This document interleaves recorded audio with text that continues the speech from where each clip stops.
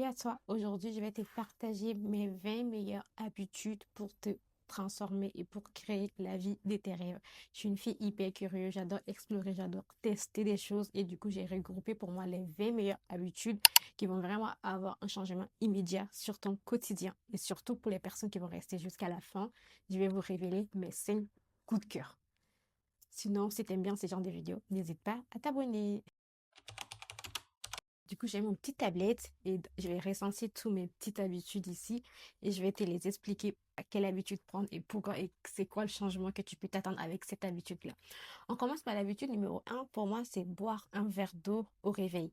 Après 7 à 8 heures de sommeil, ton cerveau est totalement déshydraté. Tu le sais pas, mais tu marches au ralenti. Du coup, boire de l'eau directement après ton réveil, c'est comme une mise à jour automatique. Alors, on se fait l'action pour ça. Dès ton réveil, commence par boire un verre d'eau avant même de toucher à ton téléphone.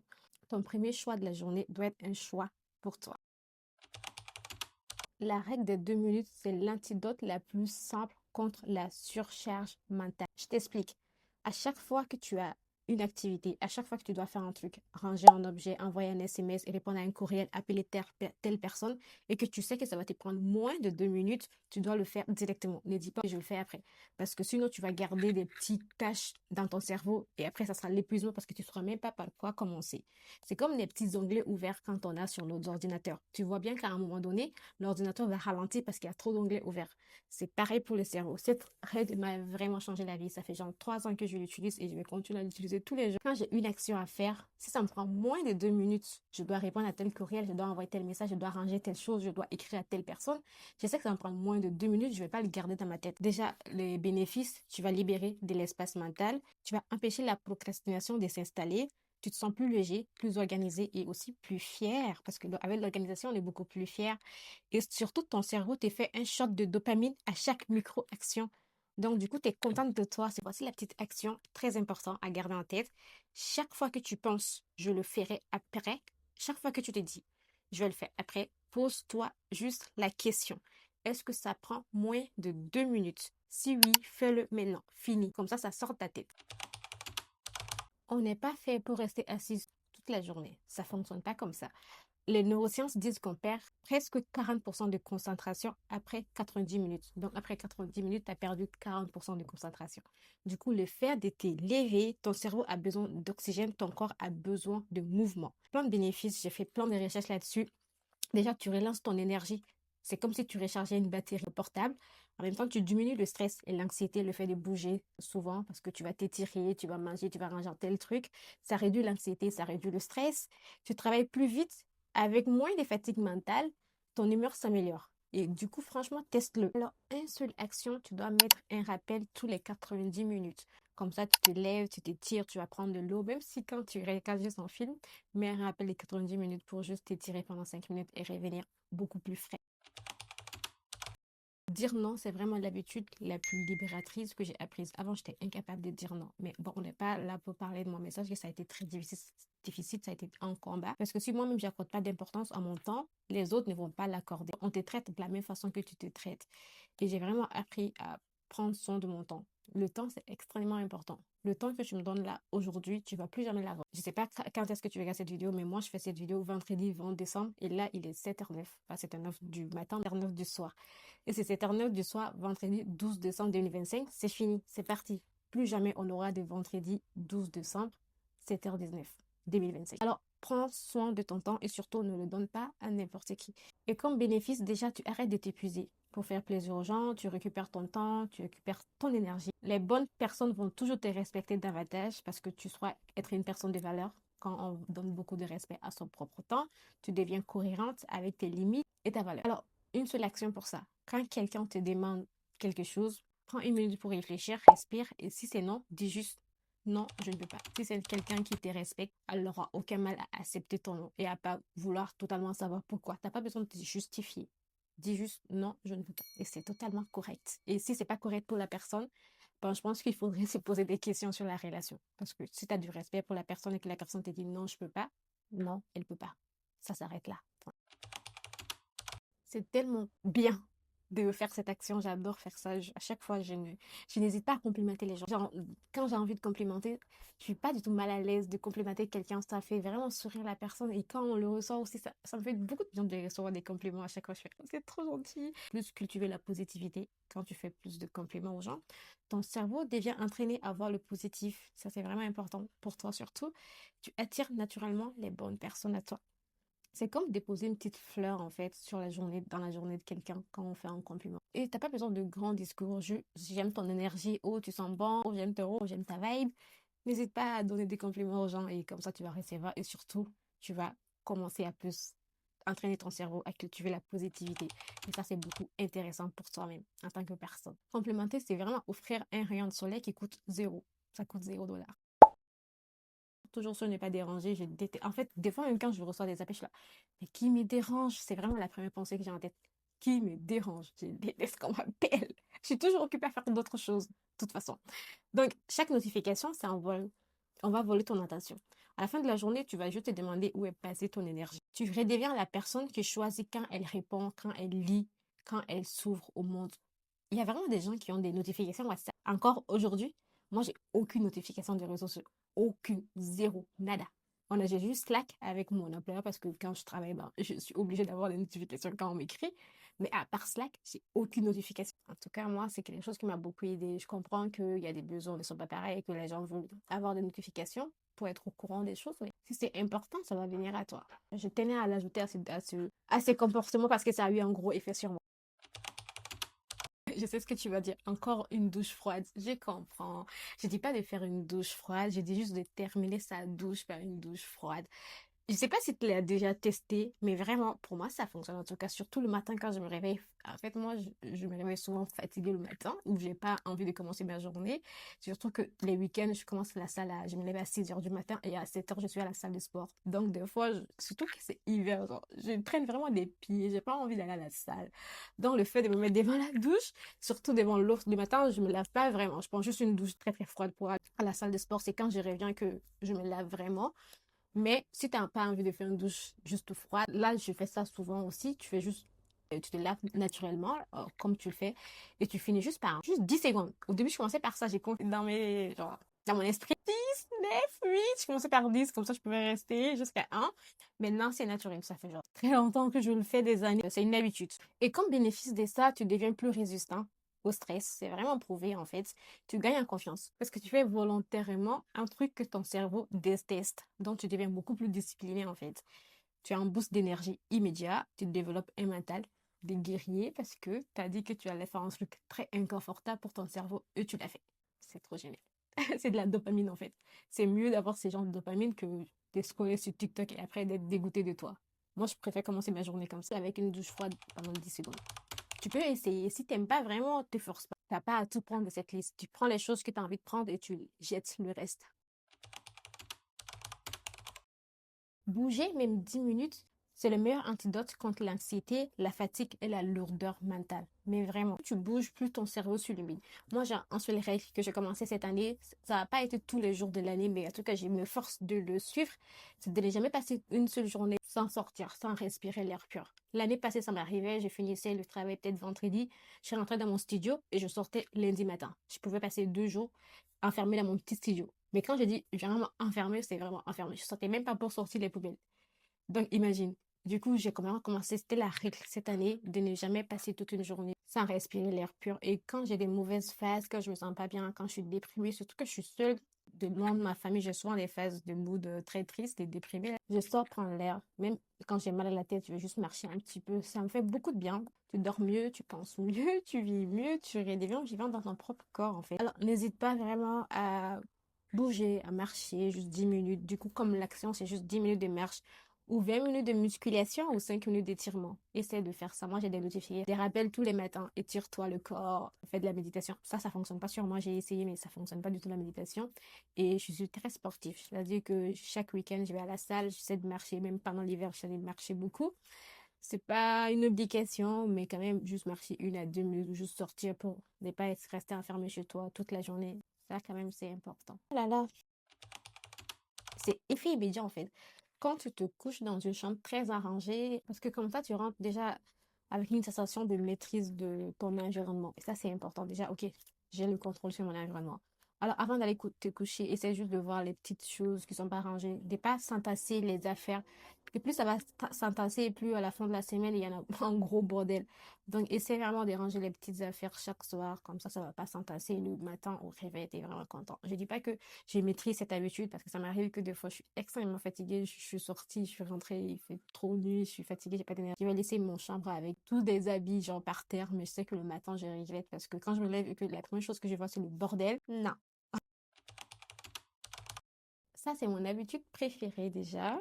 C'est faire une habitude inconfortable chaque jour. Ça va beaucoup muscler ton courage. Et plus tu vas muscler ton courage, plus tu vas être ouvert à la vie et ouvert aux opportunités. On dit que l'avenir appartient aux audacieux, ou je sais pas trop si c'est la bonne formule, mais vraiment, si tu es beaucoup plus courageux, ben, tu vas oser plein de choses différentes. Et ça, c'est beaucoup mieux au lieu de rester dans sa zone de confort.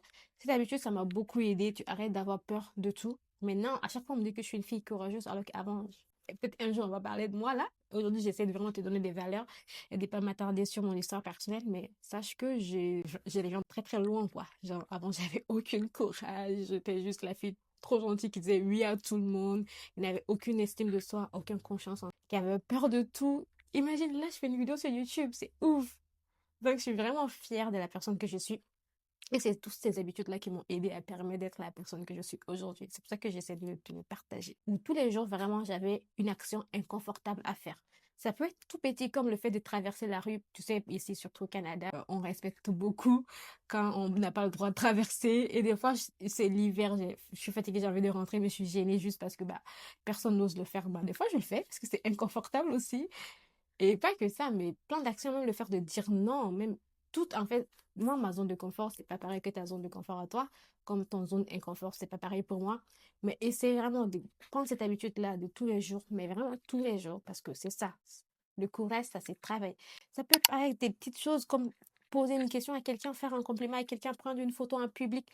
Des fois, ça m'est arrivé de faire, de tourner des vidéos entières pendant que les gens me regardaient et de sortir mon téléphone pour me filmer alors que je suis dans un restaurant. Tabarnak, j'étais incapable de faire ça, mais maintenant je le fais. Donc, c'est vraiment ça. Écoute-toi et si tu as envie de faire un truc, fais-le.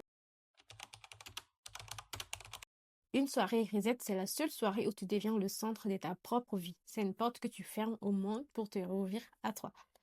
En fait, c'est très simple. Juste une fois dans la semaine, avoir une soirée pour toi. Ok, je n'ai rien préparé. Je vais juste être avec la meilleure personne qui existe sur Terre, qui est moi-même. Je vais juste être avec moi dans ma propre compagnie, en fait.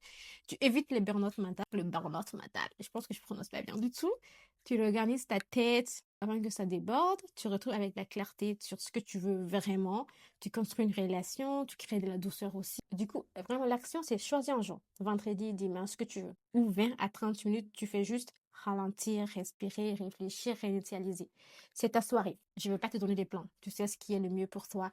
Juste, tu le passes avec toi. Ça peut durer 30 minutes, ça peut durer 1 heure, mais tu peux juste faire le bilan sur ta semaine. Comment tu te sentis? Qu'est-ce que tu as le plus aimé? En quoi tu as trouvé ça difficile? C'était quoi l'enjeu? Juste de ralentir là-dedans et de prendre le temps de respirer.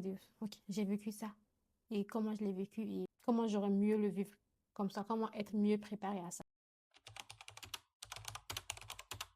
Tu stagnes toujours au même endroit, c'est normal. Ton cerveau répète ce qu'il connaît déjà. Alors, franchement, essaie des nouvelles activités, même minuscules, comme fabriquer une bougie, faire du patin, apprendre à coudre. C'est un reset neurologique.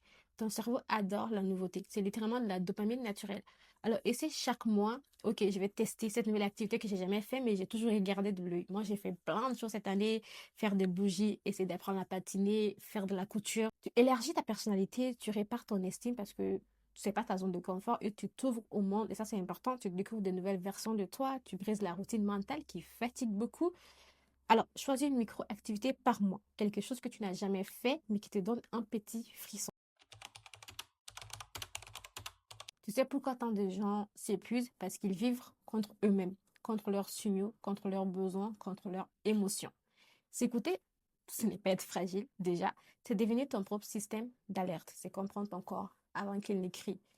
Moins de fatigue mentale, moins d'anxiété inutile, plus de paix intérieure. Et surtout, le plus important, c'est que tu vas arrêter de te trahir pour plaire aux autres. Alors, tu vas faire comme action au cours de la journée, demande-toi comment je me sens, pourquoi je me sens comme ça, de quoi j'ai besoin. C'est important de s'écouter. Moi, j'ai un truc que avant, quand quelque chose d'inconfortable m'arrivait, je paniquais, j'avais peur, je parlais beaucoup, genre juste pour masquer et je refusais de m'écouter, je refusais de me donner du temps nécessaire pour regarder à l'intérieur ce qui va pas. Maintenant, je fais plus ça. Je me demande, ok, qu'est-ce qui s'est passé? Et ok, ça s'est passé comme ça. Est-ce que ça aurait pu être pire? Et 90% des situations, ça aurait pu être 10 fois pire. Et j'essaie de vraiment de visualiser à quel point ça aurait pu être pire et qu'est-ce que ça aurait donné si ça avait été pire. Et comme ça, j'ai dédramatise la situation. Ok, car certes, c'est arrivé, c'était fâcheux, mais ça aurait pu être pire tabarnak. Et ensuite, je me dis aussi, est-ce que dans 10 ans, je vais me rappeler de cette histoire-là? Et souvent, des fois, non. Je vais pas me rappeler. Dans 10 ans, non. Alors, ok, si dans 10 ans, tu t'en rappelles pas, c'est que c'est pas aussi grave que ça. Alors, c'est important de s'écouter et de se comprendre soi avant de vouloir écouter les autres ou de changer le monde. Juste prends le temps de savoir ce qui t'anime. On continue. Tu peux vivre sans vie, sans bouger de ton lit. Et pour ça, il suffit de lire. J'adore lire. Un livre, c'est une existence condensée. Tu apprends en 20 minutes ce que quelqu'un a mis 10 ans à apprendre. Tu arrives à comprendre cette phrase. Tu apprends en 20 minutes ce que quelqu'un a appris 10 ans à apprendre. Tu as 10 ans 10 ans de connaissance de quelqu'un chez toi. C'est génial, en fait. Déjà, tu deviens beaucoup plus intelligente. Pas sans effort parce que tout le monde n'aime pas lire, mais je te jure que c'est génial de lire. Ça te permet de t'évader. Il faut juste avoir des bons livres. Ton cerveau devient plus nuancé parce que tu vois plus des façons de penser, tu es plus ouvert d'esprit, tu améliores ta concentration. En ce moment, il ne faut pas négliger la concentration. Il y a beaucoup de personnes qui n'arrivent pas à se concentrer. C'est important. Et puis, tu t'évades sans fuir ta réalité, mais si, des fois, tu peux aussi fuir ta réalité. Moi, le livre, ça m'a beaucoup aidé. J'ai vécu des périodes très difficiles de ma vie. Le fait de lire, ça me permettait de m'évader de la réalité que je vivais. Déjà, sache que juste 10 pages par jour, c'est égal à 12 livres par an. C'est beaucoup et ça change une vie. Alors franchement, et surtout si tu as besoin des recommandations des livres, j'adore faire ça. S'il te plaît, si tu as besoin de ça, n'hésite pas à mettre un commentaire. Je sais pas le livre qui m'a fait le plus, qui a le plus changé ma vie ou qui a eu le plus de pouvoir sur moi ou quel livre lire à quel moment de sa vie. Je suis une passionnée de ça, je maîtrise ce sujet. Alors juste mes livres et je ferai des vidéos excellentes là-dessus. Je ne demande qu'à faire ça. J'espère juste qu'il y aura de l'intérêt pour ça. Avoir un rendez-vous avec soi-même chaque semaine, ça c'est très important. On court après tout le monde sauf après nous. Et c'est pour ça qu'on se sent vidé. On court après tout le monde sauf après nous-mêmes. Et c'est pour ça que tu te sens vide en fait. Un rendez-vous avec toi-même, c'est la première forme d'amour propre. Tu deviens ta priorité et pas un demi-choix. Tu construis une relation intime avec toi, extrêmement important. Tu évites l'overthink. Tu prends des meilleures décisions. Tu progresses sans t'en rendre compte. Idée de rendez-vous, aller lire dans un café. Ça peut être aussi simple que ça. S'offrir une glace, écrire dans un journal, marcher sans téléphone, s'offrir une séance de self-care, aller au musée seul. D'ailleurs, j'ai 2 places de musée. J'étais au musée hier, mais j'ai pas à utiliser ma place. Du coup, il me reste 2 places de musée gratuites. Si y a des personnes qui le veulent, n'hésitez pas à mettre en commentaire musée, place, je te le donne. Si tu ne prends jamais rendez-vous avec toi, tu deviens étrangère dans ta propre vie. Alors, essaie de faire ça.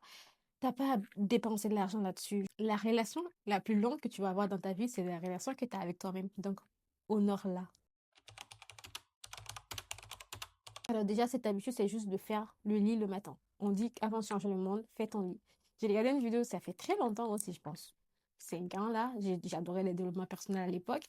Et la vidéo, se disait, avant de changer le monde, commence à faire ton lit. Je disais, mais juste faire son lit. Et en fait, je comprenais pas. Le fait de faire son lit le matin et de sortir après. Et si jamais tu passes une mauvaise journée, que t'es pas fier de toi, que t'es démotivé, t'es déprimé, et tu rentres chez toi, tu vois ton lit fait, t'es contente parce qu'au moins t'as reçu une action. Ça donne un sentiment de satisfaction et de fierté quand tu le fais. Mais une fois la journée finie, que tu rentres chez toi, que ton lit est déjà fait, t'es totalement contente de toi. Moi, j'adore ces sentiments une fois que j'ouvre ma porte et que je vois que mon lit est fait. Et que c'est moi qui l'ai fait. Je suis trop contente. Alors, ranger ta chambre et tu commences à ranger ta vie. Chaque jour, tu crées une micro-aventure de 2 minutes. Là, c'est très simple. Là, j'ai pris des notes là-dedans parce que c'est très important. L'idée, c'est que chaque jour, tu dois créer une micro-aventure de 2 minutes. Faire 20 pas dans une direction au hasard, entrer dans un café juste pour regarder, goûter un truc que tu n'as jamais goûté, tester de nouvelles recettes, prendre un escalier que tu ne prends jamais, changer de trajectoire. Ça m'arrive souvent, en fait. J'ai vu que l'école, au travail, c'est la même rue, mais chaque fois, j'essaie de changer de trajectoire, de découvrir de nouvelles parties, de me perdre, en fait. Et à chaque fois, je kiffe. Je n'ai jamais regretté une seule fois. T'arrêter 1 minute pour observer une scène. Tu vois qu'une scène est magnifique, tu vois un truc que tu as envie de regarder. Ralentis. Donne-toi 1 minute pour vraiment apprécier ça. Parce qu'il y a des personnes qui n'ont pas l'occasion de voir ce que tu vois et que ce que toi tu prends pour acquis. Moi qui suis au Canada, qui habite au centre-ville, c'est tellement beau. Quand je sors, je fais OK, attends. Même aujourd'hui, c'était l'hiver, genre, il neigeait. Mais je me suis juste arrêtée parce qu'il y avait des sapins et sur le sapin, il y avait plein de neige qui était sur le sapin. C'était vraiment beau. Je disais, bah, regarde-le. Arrête-toi et regarde juste 1 minute. T'asseoir sur un banc inconnu. L'autre jour, je faisais ça, je partais au travail, il y avait un banc, il y avait la neige partout. Je me suis assise sur le banc pour regarder la neige. Du coup, bénéfice, tu réstimules ton cerveau comme un enfant. Tu deviens curieux, tu sors du pilotage automatique, c'est surtout ça. D'arrêter de vivre par défaut. Et d'arrêter de pas voir le monde qui nous entoure. Donc, essaie de garder ça en tête, d'être plus curieuse en fait. On pense que le bien-être vient des grosses actions, alors que parfois une seule minute peut changer ton état interne. La minute d'ancrage esthétique, c'est une idée incroyable venant de la psychologie sensorielle. Tu t'arrêtes 60 secondes chaque jour pour observer quelque chose de beau. Une lumière, un arbre, un visage, ton café, un rayon de soleil, ta chambre, une couleur. Pourquoi c'est puissant? Ton cerveau se déconnecte du monde, survie, tu actives la zone récompense naturelle, tu viens dans le moment présent, tu augmentes ton sentiment d'abondance, tu deviens plus créatif, tu casses le stress en 30 secondes. C'est comme appuyer sur pause pour laisser ton âme respirer. Alors, l'action, c'est très simple. Chaque jour, 60 secondes, tu observes vraiment un détail, une texture, une lumière, un son, une odeur. Mais vraiment, genre, essaie juste de prendre. Peut-être 1 minute, c'est beaucoup trop. 30 secondes. Imagine, c'est même ton téléphone, en fait. Peut-être que la coque de ton téléphone, peut-être le montre que tu portes. Il y a un détail que tu n'avais jamais vu. Imagine, j'ai perdu mon AirPod, en fait. L'AirPod, je l'ai tous les jours sur mon oreille. Tous les jours, genre, j'adore écouter de la musique. C'est ma grande passion après les livres. Tous les jours, j'ai un écouteur sur mon oreille. Un jour, l'écouteur, j'ai perdu mes AirPods et j'ai dû partir. C'était un centre sportif de l'UQAM. Et du coup, à l'UQAM, on a les objets perdus. Et je suis partie, les objets perdus, il y avait 2 AirPods blancs. Et j'étais incapable de déterminer c'était quoi la mienne. Et pourtant, il y avait des détails différents. Mais j'arrivais pas à savoir que, tiens, il y avait ça sur mon AirPod. Je savais pas c'était quoi mon AirPod. J'étais là, j'en ai aucune idée. J'ai dû le connecter pour voir celui qui s'est connecté sur mon téléphone. Et du coup, sur mon AirPod, il y avait plein de petites similitudes de détails que j'avais jamais donné l'occasion de prendre le temps de vérifier alors que je l'ai tous les jours sur mes oreilles. C'est n'importe quoi. On connaît même pas les objets qu'on utilise dans la vie de tous les jours. Donc, prends juste 30 secondes pour vraiment. C'est pas une habitude obligatoire tous les jours, mais des fois, quand tu as des choses dans la main, regarde vraiment la texture. Qu'est-ce que ça ressemble? Est-ce qu'il y a un détail qui change? Ton cerveau vient à peine de se réveiller et toi, tu lui balances 1000 infos toxiques d'un coup. Le matin, ton cerveau cherche de la dopamine. C'est normal. Mais tu n'as encore rien fait pour mériter cette dopamine-là. Avant, c'est vraiment, je faisais ça. Une fois réveillée, ben, je regarde des SMS, je regarde si j'ai reçu des messages, j'essaie de répondre à des choses. Sauf que j'ai encore rien fait pour mériter cette dopamine-là. Alors, j'arrête. Maintenant, si j'ai fait une action importante, peut-être juste boire de l'eau, on peut revenir à ça, ben, j'ai mérité la dopamine. Alors là, je peux regarder mon téléphone. Mais tant que j'ai rien fait pour mériter cette dopamine-là, je vais pas me le donner. Ça me permet à apprendre à travailler, à avoir de la récompense derrière. Et surtout, c'est une discipline parce que c'est difficile, c'est inconfortable pour ton cerveau, mais ça te prend l'habitude de faire des choix difficiles, donc de devenir beaucoup plus discipliné. Toucher ton téléphone de réveil, c'est comme prendre un dessert avant le repas. C'est bon sur le moment, mais ça flingue tout le reste. La façon dont tu commences ta journée décide comment ta journée va te traiter. Alors, garde en tête ça. On vient à la 20e habitude la plus importante, c'est de t'abonner à cette chaîne YouTube. Pourquoi c'est une habitude qui va te changer la vie? Parce que je suis passionnée d'aventure, de découverte, d'exploration, de développement personnel, de lecture. Moi aussi, je suis en construction en ce moment de me créer la vie de mes rêves et je vais documenter et je vais partager. J'adore partager des choses. Alors, si tu es intéressé par le développement personnel, que tu as envie de te construire une vie qui t'épanouit, que tu adores lire, que tu aimes le cinéma, que tu aimes la musique, tu es la bienvenue ici. N'hésite pas à t'abonner, ça va me soutenir, c'est extrêmement important. Pour moi, ça te prend juste des secondes. Si tu as aimé la vidéo, que tu as trouvé une habitude utile, alors tu peux me remercier en laissant un petit like ou aussi en partageant cette vidéo. Et pour les personnes qui sont restées jusqu'à la fin, j'avais dit que j'allais vous partager mes gros coups de cœur d'habitude. On commence par mon premier gros coup de cœur, c'est la règle des 2 minutes. Ça, c'est pas à négliger. Je vais pas le reprendre, j'avais déjà expliqué la première fois, mais si tu veux commencer par une habitude, juste une seule, dans cette vidéo, je te demande de choisir celle-là. C'est vraiment quand tu as une action à faire, de pas le garder dans ta tête, ça va juste t'épuiser mentalement.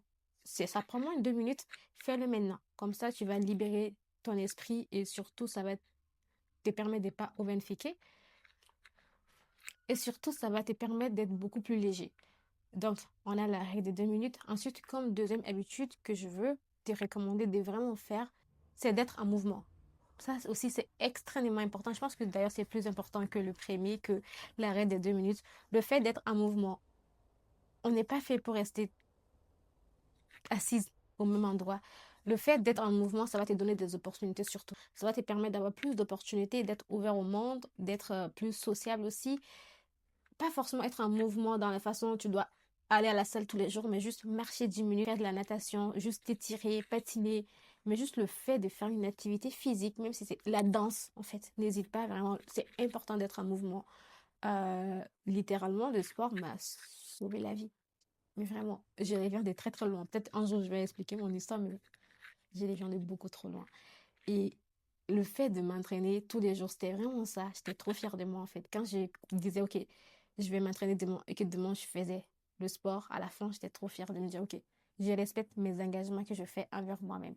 Et ça me permet de prendre plus confiance en moi. Alors, essaie de trouver ces petits trucs qui vont te permettre d'être en mouvement et de le pratiquer au minimum 2 fois dans la semaine. Ensuite, mon troisième coup de cœur, ça va être de sortir de ta zone de confort. Pourquoi? Parce que c'est important d'être à l'aise dans l'inconfort. On ne contrôle pas notre environnement.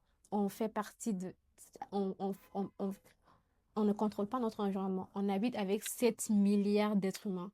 Donc, c'est important de se sentir à l'aise dans l'inconfort parce qu'un jour, ça peut être vraiment très grave de ne pas avoir cette compétence-là. Et c'est extrêmement important. Et pour ça, tu peux le faire toi-même en devenant plus courageuse en fait. On l'a dit vraiment, ton cerveau c'est un muscle.